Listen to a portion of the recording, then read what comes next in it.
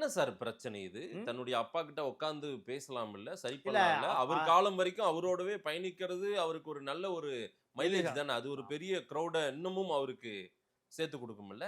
ஆனா அவர் என்ன நினைக்கிறாரு, அ. அதிகாரங்கள் பகிர்ந்தளிக்க கூடாது. அதிகாரம் பூரா என்கிட்ட தான் இருக்கணும். ஆனா டாக்டர் என்ன நினைக்கிறாரு, அதிகாரத்தை பகிர்ந்தால் தான் இப்பவே மூதன தலைவராக்கினா தான் பாமகவுடைய இளைஞரணி தலைவராக்கினா தான் எதிர்காலத்துல அவரும் தலைமை தாங்குவதற்கு தலைமை பண்பை பெற வேண்டி வரும். அவருக்கு ஒண்ணும் தெரியாதுன்றாரு ஆமா. அன்புமணி. இவருக்கு என்ன தெரியும்?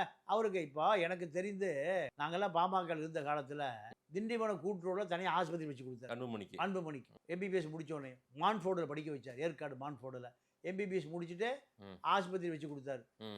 திண்டிவனம் கூட்டுறவுல ஆஸ்பத்திரியே நடக்கல, மூடிட்டு வந்துட்டார். பேஷண்ட் வரலையோ? பேஷண்ட் அன்பா பேசினா தானே அன்புமணின்னு பேர் வச்சுட்டு அன்பா பேசினா தானே பேஷண்ட் வருவா. இப்ப பேசுற மாதிரியே அன்னைக்கு பேசினா அன்னைக்கெல்லாம் 3 ரூபா 5 ரூபா தான் 10 ரூபா தான். கடுகடுன்னு தான் ஆமா பேசுவாரு. அவரு ஏன்னா பார்ன் வித் பிளாட்டினம் ஸ்பூன்ல ஆ.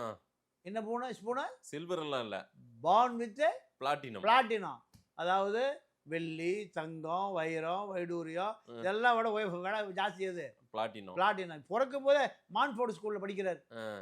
அப்போ வியர்வையை பத்தி தெரியாது. யாருக்கு? அன்புமணிக்கு வேர்வை தெரியாது. தெரியவே தெரியாது. ம். ராமதாஸுக்கு வியர்வையிலேயே வியர்வை தான் வாழ்க்கை அவருக்கு.